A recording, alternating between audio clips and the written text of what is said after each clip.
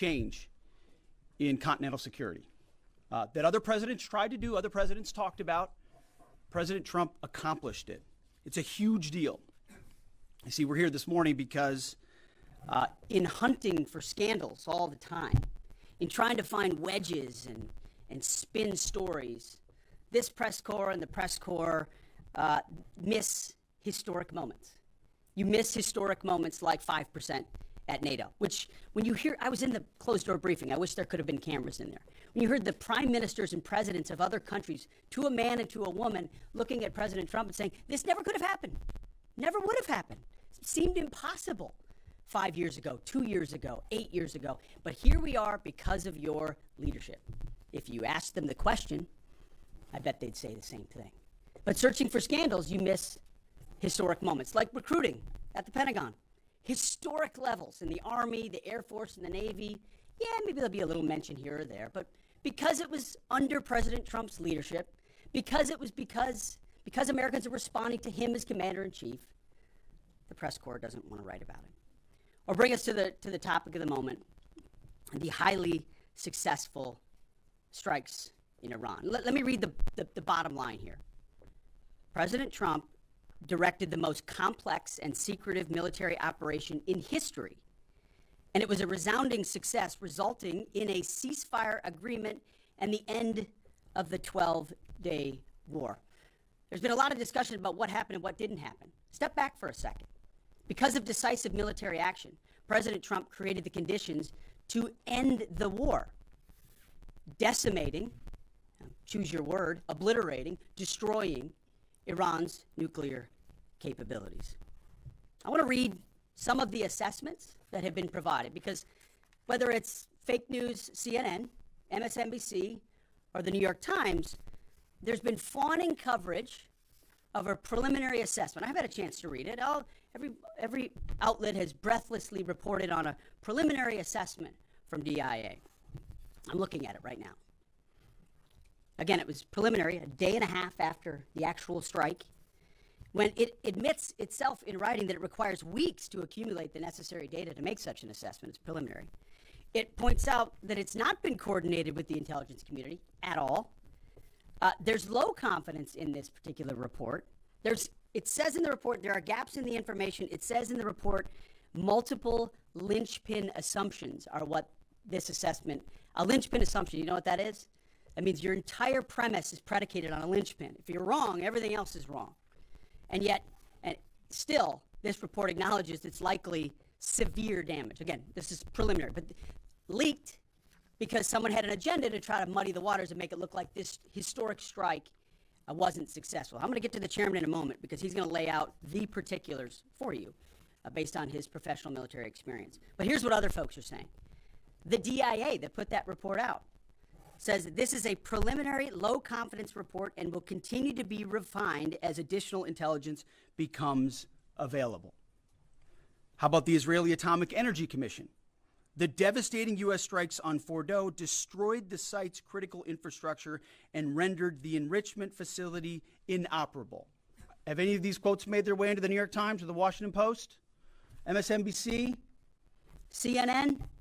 Any of these quotes? How about this one? This is a new one from the UN, the United Nations. No friend of the United States, or certainly Israel often. Here's the head of the UN Atomic Energy Agency this morning, Rafael Grossi. U.S. and Israeli strikes caused enormous damage to Iran's nuclear sites. Don't take my word for it. How about the IDF's chief of staff? I can say here that the assessment is that we significantly damaged the nuclear program, setting it back by years. I repeat, years. The Iranian foreign minister, the spokesman, our nuclear installations have been badly damaged, that's for sure. I'm sure that's an understatement. John Radcliffe, the director of the CIA, putting out a statement just last night. CIA can confirm that a body of credible intelligence indicates Iran's nuclear program has been severely damaged by recent targeted strikes. This includes new intelligence from a historically reliable, very different than preliminary assessment with low confidence. He's saying historically reliable and accurate source and method that several key Iranian nuclear facilities were destroyed and would have to be rebuilt over the course of years. CIA continues to collect additional reliably sourced information to keep appropriate decision makers fully informed. How about DNI Tulsi Gabbard yesterday? She writes, and I quote, "New intelligence confirms what POTUS has stated numerous times. Iran's nuclear facilities have been destroyed." Institute for Science and International Security President David Albright, overall, Israel and U.S. attacks have effectively destroyed Iran's centrifuge enrichment program. Time and time again, I can go down the list. Those that understand, those that see, those that do proper assessments recognize that what the United States military did was historic. Before I pass it to the chairman, because you, and I mean specifically you, the press, specifically you, the press corps, because you cheer against Trump so hard, it's like in your DNA and in your blood to cheer against Trump, because you want him not to be successful so bad, you have to cheer against the efficacy of these strikes. You have to hope maybe they weren't effective. Maybe the way the Trump administration has represented them isn't true. So let's take half-truths, spun information, leaked information, and then spin it in every way we can to try to cause doubt and manipulate the public mind over whether or not our brave pilots were successful. How many stories have been written about how hard it is to, fly a plane for 36 hours? Has MSNBC done that story? Has Fox? Have we done the story how hard that is? Have we done it 2 or 3 times so that American people understand? How about how difficult it is to shoot a drone from an F-15 or 16 or F-22 or F-35? Or what it's like to man a Patriot battery? Or how hard it is to refuel midair? Giving the American people an understanding of how complex and sophisticated this mission really was. There are so many aspects of what our brave men and women did that because of the hatred of this press corps are undermined because your people are trying to leak and spin that it wasn't successful. It's irresponsible. And folks in this room are privy to that information because of the proximity here in the Pentagon. It's an important responsibility. And time again, classified information is leaked or peddled for political purposes to try to make the president look bad. And what's really happening is you're undermining the success of incredible B-2 pilots and incredible F-35 pilots and incredible refuelers and incredible air defenders who accomplished their mission, set back a nuclear program in ways that other presidents would have dreamed. How about we celebrate that? How about we talk about how special America is, that only we have these capabilities? I think it's too much to ask, unfortunately, for the fake news. So we're used to that. But we also have an opportunity to stand at the podium and read the truth of what's really happening. And the reality is, you want to call it destroyed, you want to call it defeated, you want to call it obliterated, choose your word. This was an historically successful attack, and we should celebrate it as Americans. And it gives us a chance to have peace, chance to have a deal, and an opportunity to prevent a nuclear Iran, which is something President Trump talked about for 20 years, and no other presidents had the courage to actually do. So with that, I want to hand it over to the chairman of the Joint Chiefs. They've done technical analysis on this, not just on the strike, but also on our Patriot defenders, on al-Udeid. And Mr. Chairman, I'll hand it over to you. Good morning. Thank you, Mr. Secretary, and good morning, and all of you. Thank you for being here.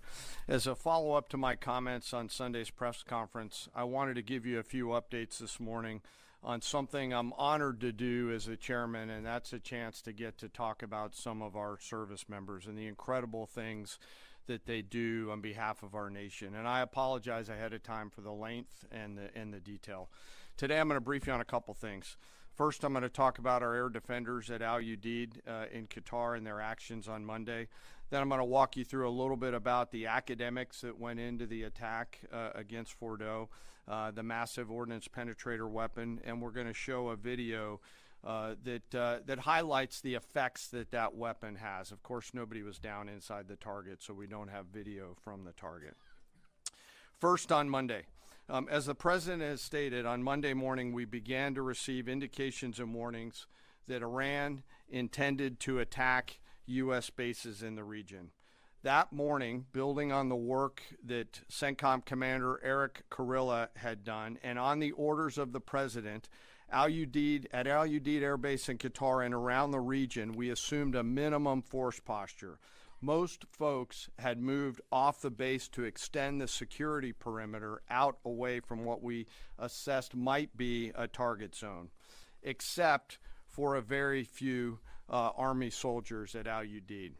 At that point, only 2 Patriot batteries remained on base, roughly 44 American soldiers responsible for defending the entire base, to include CENTCOM's forward headquarters in the Middle East, an entire air base, and all the U.S. forces there.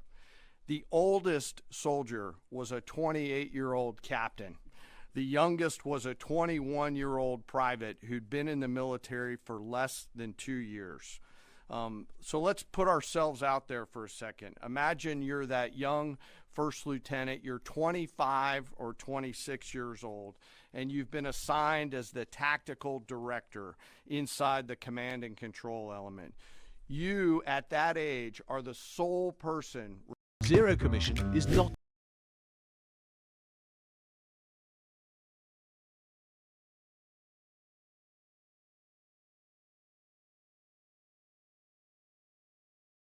responsible to defend this base.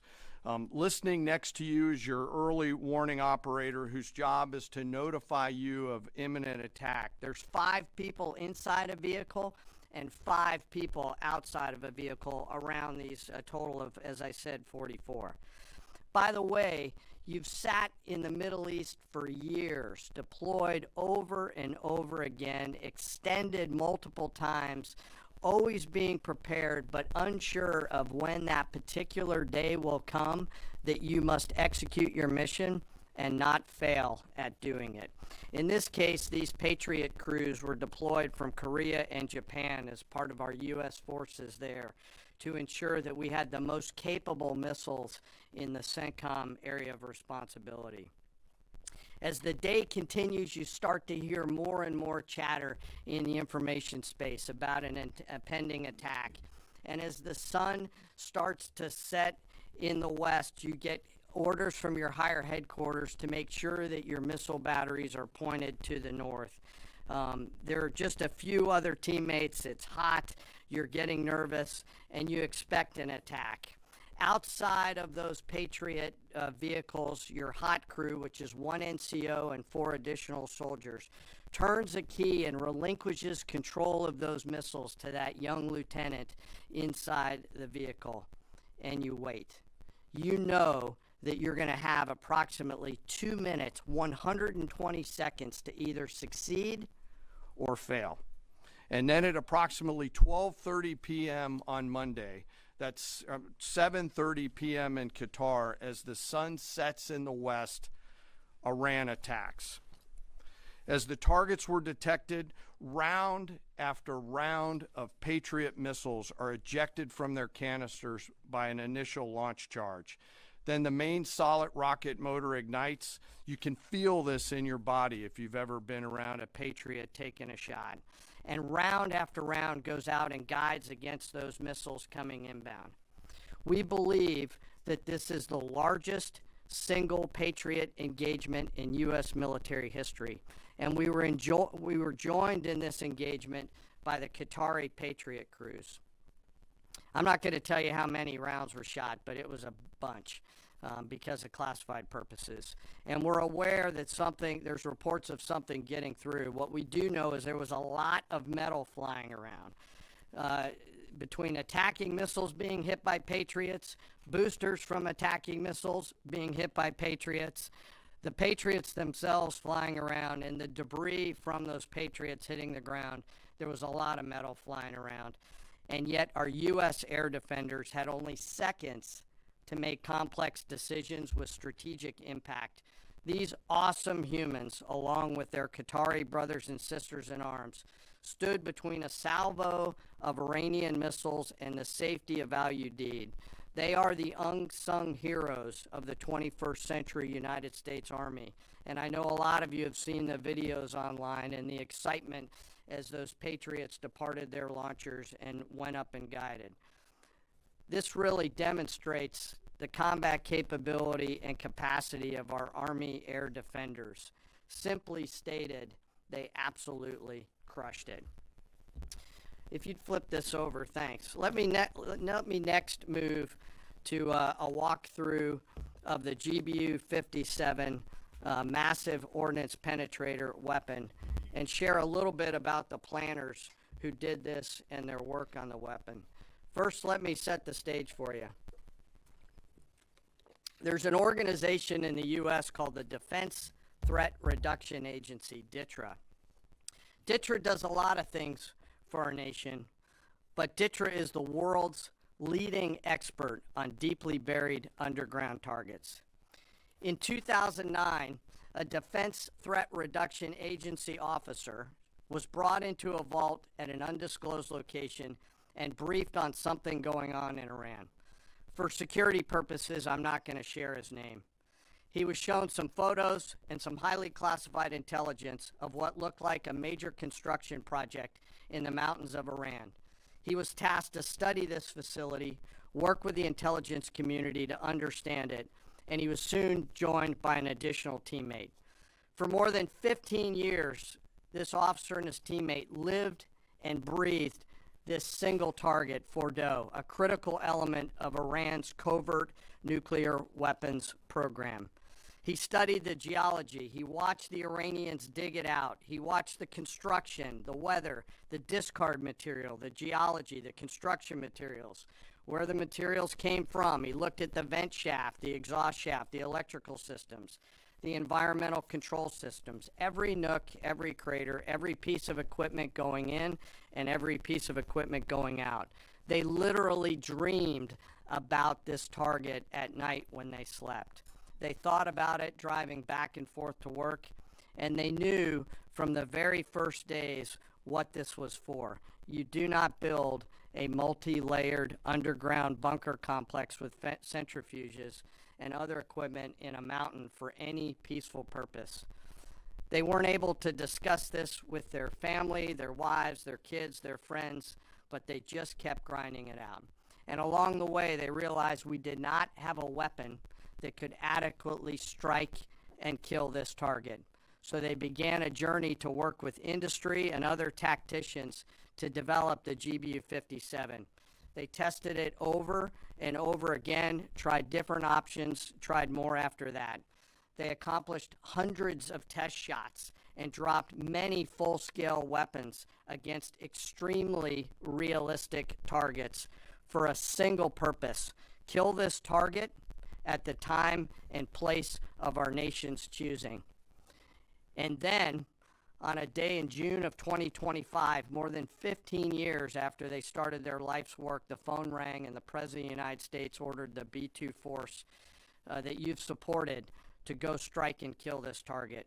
Yesterday, I had the incredible honor and privilege of spending time with these two Defense Threat Reduction Agency officers who've given so much. One of them said, quote, "I can't even get my head around this. My heart is so filled with the pride of being a part of this team. I am so honored to be a part of this." To you both, thank you, and thank you to your families. Operation Midnight Hammer was the culmination of those 15 years of incredible work. The air crews, the tanker crews, the weapons crews that built the weapons, the load crews that loaded it. Before I run through this video today, I want to talk a little bit about weaponeering and what goes into an attack. Weaponeering is the science of evaluating a target. I mentioned all of those factors before that these two DTRA officers had thought about. Ultimately, weaponeering is determining the right weapon and fuse combination to achieve the desired effects and maximum destruction against a target. In the case of Fordow, the DTRA team understood with a high degree of confidence the elements of the target required to kill its functions, and the weapons were designed, planned, and delivered to ensure that they achieve the effects in the mission space. By the way, In the beginning of its development, we had so many PhDs working on the MOP program, doing modeling and simulation, that we were quietly and in a secret way the biggest users of supercomputer hours within the United States of America. So let me talk about the graphic a little bit. And the GBU 57, which all of you I know is a 30,000 pound weapon, dropped only by the B-2. It's comprised of steel, explosive, and a fuse, programmed bespokely, each weapon to achieve a particular effect inside the target. Each weapon had a unique desired impact angle, arrival, final heading, and a fuse setting. The fuse is effectively what tells the bomb when to function. A longer delay in a fuse, the deeper the weapon will penetrate and drive into the target. So on Fordo, in June of 2008, you can see these 3 holes. Depicted here is the main exhaust shaft with 2 additional ventilation shafts on either side. The United States decided to strike these 2 ventilation shafts, seen here on the main graphic, as the primary point of entry into the mission space. In the days preceding the attack against Fordo, the Iranians attempted to cover the shafts with concrete to try to prevent an attack. I won't share the specific dimensions of the concrete cap, but you should know that we know what the dimensions of those concrete caps were. The planners had to account for this. They accounted for everything. The cap was forcibly removed by the first weapon, and the main shaft was uncovered. Weapons 2, 3, 4, 5 were tasked to enter the main shaft, move down into the complex at greater than 1,000 feet per second, and explode in the mission space.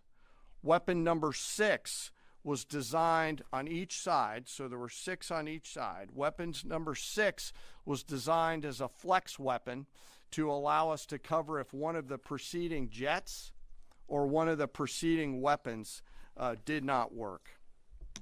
The video I'm about to show you is a culmination of over 15 years of development and testing. As I said, hundreds of test shots on various models. This is one weapon. So if you take a view of this as 5 additionals, you'll get a sense of what this looks like. Hopefully you can see it and there's not too much reflection. Tom runs our videos out there. We'll run it at full speed so you can see it and then go back through it. Go ahead, Tom.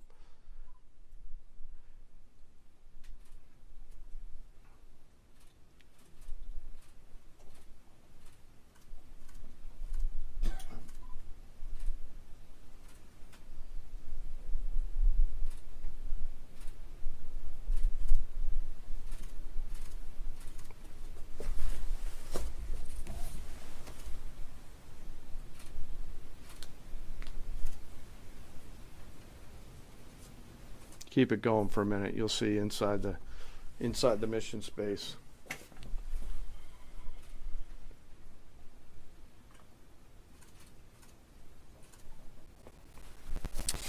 Unlike a normal surface bomb, you won't see an impact crater because they're designed to deeply bury and then function. I know there's been a lot of questions about that. All 6 weapons at each vent at Fordo went exactly where they were intended to go. A bomb has 3 effects that causes damage: blast, fragmentation, and overpressure. In this case, the primary kill mechanism in the mission space was a mix of overpressure and blast, ripping through the open tunnels and destroying critical hardware. The majority of the damage we assessed based on our extensive modeling was a blast layer combined with the impulse extending from the shock. Imagine what this looks like 6 times over. A point that I want to make here: the Joint Force does not do BDA. By design, we don't grade our own homework. The intelligence community does. But here's what we know following the attacks and the strikes on Fordo. First, that the weapons were built, tested, and loaded properly. 2, the weapons were released on speed and on parameters. 3, the weapons all guided to their intended targets and to their intended aim points. 4, the weapons functioned as designed, meaning they exploded. And we know this through other means, intelligence means that we have that were visibly, we were visibly able to see them. And we know that the trailing jets saw the explosion, and the pilots stated, quote, "This was the brightest explosion that I've ever seen. It literally looked like daylight." Let me now turn to the bomber crews themselves, give you a few details about them. The crews that attacked Fordo were from the active duty Air Force and the Missouri Air National Guard. The crews ranked from captain to colonel, and most were graduates of the Air Force Weapons School headquartered at Nellis Air Force Base in Nevada. I will state for the record that there is no beach volleyball or football at the Air Force Weapons School. They were male and female aviators on this mission. And a crew member told me when I talked to them on video the other day that this felt like the Super Bowl, the thousands of scientists, airmen, and maintainers all coming together. One last story about people. When the crews went to work on Friday, they kissed their loved ones goodbye, not knowing when or if they'd be home. Late on Saturday night, their families became aware of what was happening. And on Sunday, when those jets returned from Whiteman, their families were there. Flags flying and tears flowing. I have chills literally talking about this. The jets rejoined into a formation of 4 airplanes followed by a formation of 3 and came up overhead Whiteman proudly in the traffic pattern, pitching out to land right over the base and landing to the incredible cheers of their families who sacrifice and serve right alongside their family members. Like I said, there were a lot of flags and a lot of tears. One commander told me this is a moment in the lives of our families that they will never forget. That, my friends, is what America's Joint Force does. We think, we develop, we train, we rehearse, we test, we evaluate every single day. And when the call comes to deliver, we do so. I could not be more proud standing up here today of our Joint Force. I'm filled with gratitude that I get to tell their story. And as we stand here right now, our forces remain on a high state of readiness in the region, prepared to defend themselves. And one last thing, our adversaries around the world should know that there are other DTRA team members out there studying targets for the same amount of time, and will continue to do so. Thank you very much. I apologize for the length. I look forward to your questions. Thank you, Mr. Chairman. I would just thank you, by the way, for that extensive work, the lay down. I mean, even, do you have that laser pointer? Okay. Yes, sir. Thank you, squaring me away as always. I mean, even in just the public reporting, if you see the post-strike shaft of the 3 holes, the vast majority, and fairly so, the vast majority of speculation has been, those are the 3 strike points. When in actuality, what you realize is these are the vents, these are the caps, the first munition took the cap off, and the other 5 went down the center hole, which if you're planning the target, you would want it to be the direct one going to the bottom. These are the types of things that go into the planning for a strike that the Pentagon would not expect the press corps, the American people, to initially understand. So laying this information out is helpful. But it's also why we ask for a beat, for a moment, for a day or 2, the opportunity to tell that story. Because as the chairman said, these men and women that did this mission, they just want to do their job. They're not expecting their story to be told. They're not expecting the glory. They are grateful for the flags and the hugs of family. That's why they do the job. But they also know they were a part of something historic. We know how historic it was. The chairman does. I know. Our staffs know. And so that's why we are, and the President of the United States knows. And that's why it's almost personal when we see the way in which leaks are used to try to disparage the outcome or muddy the waters about the impact of what happened without being responsible with information and allowing the professionals to assess and provide that information just like the chairman did. So thank you, Mr. Chairman, for that information. Yes, sir. And we welcome a few additional questions. Yes, sir. General, on Sunday you said final battle damage will take some time. And you also said, I think BDA is still pending, and it would be way too early for me to comment on what may or may not still be there at the nuclear facility. So that was just over 3 days ago. So what has changed? Would you use the term obliterated as well? Sure, like I said, we don't do BDA. I'll refer that to the intelligence community. And You're talking with them. I mean, what changed in the past 3 days that make you so, you know? sir, I think Sir. I think I explained what changed. There was a great deal of irresponsible reporting based on leaks, preliminary information in low confidence. Again, when someone leaks something, they do it with an agenda.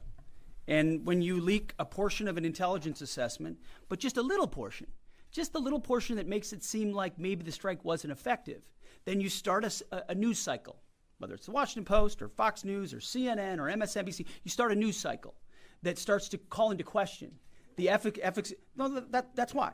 So you bring the chairman here, who's not involved in politics. He didn't do politics. That's my lane to understand and translate and talk about those types of things. So I can use the word obliterated. He could use defeat, destroyed, assess, all of those things. But ultimately, we're here to clarify what these weapons are capable of, which anyone with, two eyes, some ears, and a brain can recognize that kind of firepower with that specificity at that location and others is going to have a devastating effect. So we all recognize there will be days and weeks ahead. That's why yesterday I said, if you want to know what's going on at Fort O, you better go there and get a big shovel, because no one's under there right now. No one's under there able to assess, and everyone's using reflections of what they see. And that's why the Israelis, the Iranians, the IAEA, the UN, to a man and to a woman who recognize the capability of this weapon system are acknowledging how destructive it's been. So that's what's changed. Just 3 or 4 days later. What changed? See, this is a point. This is how difficult it is to actually manage. You just watched a video of what this weapon is capable of. That's where we find our confidence, is in the skill of men and women and the capability of the systems they employed, and the recognition so far in the reflections that it was a highly successful mission. Sure, I think you could, I'd say go out, the IC should be able to help you answer that question. They look at a variety, as the Secretary has alluded to, we look at a variety of things. I don't do that, they do. All different sources of intel, which I'd refer you to them to get clarity on the end state. So again, I go back to the IC, whether it's Director Radcliffe or ODNI Gabbard. I read the statements at the beginning. They're the ones aggregating the intelligence, and they're saying nuclear facilities were destroyed and would have to be rebuilt over a number of years. Facilities were destroyed. What do we got right here? Sir, you cited a body of credible intelligence to suggest the damage at Fort O and other places. What is that referring to, and when can we see it? I was reading from the CIA director's statement, which came out last night. CIA, again, they do the BDA, they do the assessment. CIA can confirm that a body of credible intelligence indicates, it also goes on to say, new intelligence from historically reliable and accurate sources and methods. Now, you can imagine, the CIA director is going to be very careful about how he articulates things of that sensitivity. Classified, secret, top secret, compartmentalized. He's going to know things that you're not going to know, that the press isn't going to know, and he's reflecting that the sources he's seeing are highly credible. They've given credible intelligence. They or those processes have given credible intelligence in the past, and that's what he's basing it on. Don't you think we need to see that? Do you have a top secret clearance, sir? Eventually, Okay. the American public wants to see it. Yes. Yeah, you. I wanted to ask briefly just. No, not you. Checkered shirt. Oh, so Mike Glenn with the Washington Times. Yes, sir. Thanks, sir. Anybody who's ever read a Battalion S2 report after a fight knows that it's usually, the initial report is usually wrong, sometimes grossly so. Has what happened in this incident caused you all to sort of rethink the intelligence process or the dissemination, or do you think it's just a matter, if the process itself doesn't require any more adjustment? Well, I can tell you what the chairman told me in the Situation Room and reminded us all, which is alongside what you just said, sir, is that the first reports are almost always wrong. They're almost always incomplete, right? Anything, whether it's a squad level operation or a strategic level operation, the initial reflections you get are coming at you at a high rate of speed from a lot of different sources. So your job is to step back and assess them. And that's why we're urging caution about premising entire stories on biased leaks to biased publications trying to make something look bad. How about we take a beat, recognize first the success of our warriors, hold them up, tell their stories, celebrate that, wave an American flag, be proud of what we accomplished. And in the meantime, I can assure you, the chairman and his staff, the intelligence community, our staff and others are doing all the assessments necessary to make sure that mission was indeed successful. Yes, right there. Sir, thank you, Mr. Secretary. Iran has recognized that their nuclear program was indeed severely damaged, but they also said that the U.S. strikes only strengthened their ability and their determination to complete their nuclear program. How do you respond to that, sir? Is that a provocation from Iran? Well, I would say Iran's going to have to say a lot of things right now in order to bolster their image, especially internally. You know, in the media, there's a lot of things they'll say for domestic consumption. But we're watching very closely what they do. Again, that's the intel community. Our job as the chairman, the chairman laid it out so beautifully. Our job is to be prepared. And how proud are you? How proud am I? I didn't know the full story of those men and women 15 years ago who've been pointing at that target. That makes me proud to be an American. That's an awesome story. I hope we can tell more aspects of that in an unclassified way in the future. That's a great thing to know. Our job is to be prepared when the commander-in-chief calls those assessments. So, of course, our IC, the Intelligence Committee, will keep watching what Iran does and pay attention to that. But the president has created the contours, the opportunity, and pay attention to that. But the president has created the contours, the opportunity for a deal, for peace, in something that the world said was intractable, that wasn't possible. And we got that peace, that ceasefire, that option, because of strength, because of his willingness to use American military might that no one else on the planet can do with the kind of planners and operators that the chairman just laid out. Yes, sir. Right there. Yep. Me, sir? Just a quick question. There's public imagery available saying that highly enriched uranium was moved out of Fordo before the strikes. Is that accurate? Have you seen that? And Mr. Chairman, a question for you. Have you been pressured to change your assessment or give a more rosy intelligence assessment to us by any political factors, whether it's the president or the secretary? And if you were, would you do that?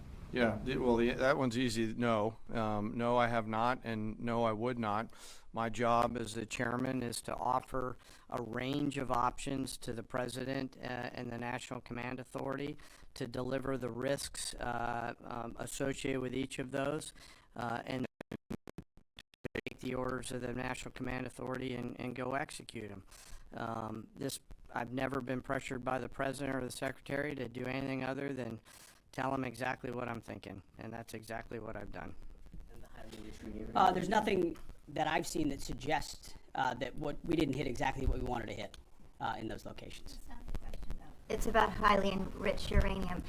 Do you have certainty that all the highly enriched uranium was inside the Fordo mountain, or some of it, because there were satellite photos that showed more than a dozen trucks there 2 days in advance?